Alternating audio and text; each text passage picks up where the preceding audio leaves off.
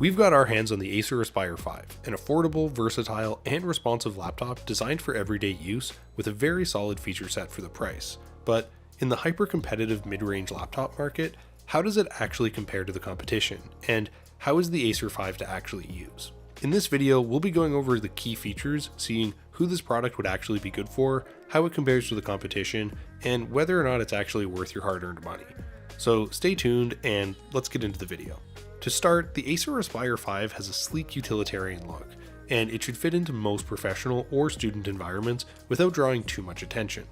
I thought that the build quality was solid for the overall price, although the aluminum casing is relatively flimsy and prone to flexing compared to other higher end options. It has a thicker profile and it weighs around 4 pounds, which is light enough to carry between meetings and rooms, but you can feel it in your bag. It comes with a wider range of ports that makes it a very suitable workstation, including an Ethernet port for hardwiring, along with 3 USB-A ports and a USB-C port for some future-proofing, and it allows you to connect your peripherals. You can easily access the motherboard if you want to upgrade certain components, if that's the sort of thing that you're into, and it comes with a robust Wi-Fi 6 connectivity, which is very fast and reliable, and it provides a secure connection as you browse, along with a Kensington lock connector to keep it securely tied to your desk. It has a full-size keyboard, and I think that the number pad will suit office workers well, but smaller hands might prefer a more compact peripheral for comfort. I found that the keyboard was comfortable enough to type on throughout the day, but the short travel distance and flat keys felt a little unresponsive at times. The keyboard does come with modest backlighting, so you can see the keys better in dark settings. It also comes with an aluminum trackpad that readily registers your inputs, and it has a built-in fingerprint scanner for secure logins.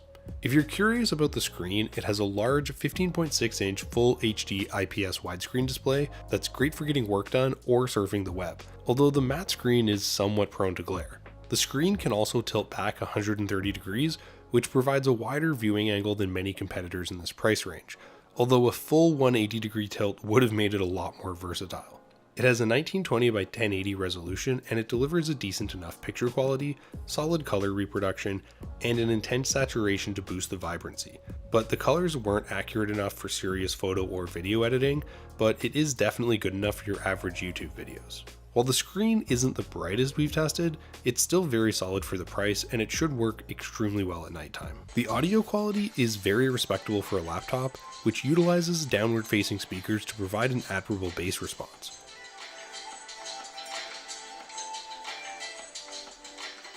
You also get a 720p webcam centered in the top bezel that produces not so great quality. I thought that the 4-core 11th gen Intel Core i5 processor performed really well. It delivers enough power to keep Windows applications running smoothly and handle most daily tasks such as streaming or browsing the web. We benchmarked it using Cinebench, and it actually outperformed some of the Intel Core i7s from other modern laptops. While it's not strong enough for highly demanding processor-based workloads, you can get this laptop in higher configurations with more processing power. You get 8GB of RAM, which is the same as the popular Lenovo IdeaPad 3, and I could run multiple applications with different processes simultaneously without dramatically impacting the performance.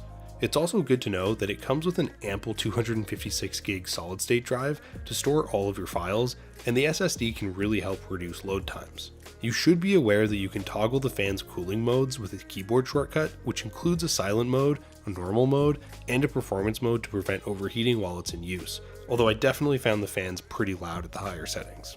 You also might be wondering how well it runs games, and it comes with an integrated Intel Iris Z graphics card that can handle light photo and video editing and run a few low-level independent games. Unfortunately, it does lack a dedicated graphics core, which means that the gaming performance is subpar and it just doesn't render modern games that well. So playback won't be ideal, but the Aspire 5 isn't meant to be a gaming laptop. If you want an alternative option that's more geared towards gaming, then the Asus TUF A15 comes with the same display quality and RAM and a more powerful NVIDIA GeForce GTX 1650 GPU chip with 4 gigs of GDDR6 for better in-game performance and a superior 512GB SSD, but it's more expensive. I was also impressed by the battery performance, which gave me around 7 hours of runtime, which is pretty average for the price range. It's worth noting that this is less than the 10-hour duration that you'd get out of the Asus TUF A15, but it is enough to reliably get you through the workday. You can also moderately increase the battery life by dimming your display or limiting your web browsing, and it's useful to note that it takes around 3 hours to charge completely, which is on the slower side. Overall, I think the Acer Aspire 5 is a good laptop with a very versatile functionality and some very convenient options. With an impressive battery runtime and a relatively powerful processor, it makes sense why this is such a respected option. Sure, some of the other products we've mentioned outperform the Aspire 5 in certain areas, but this laptop does a lot of things well and it should suit most users. The Acer Aspire 5 delivers a solid all-around performance, and it mixes in an impressive feature set with a budget-friendly price that's designed for everyday computing tasks. While it has some drawbacks, I think this is still a great option in this price range.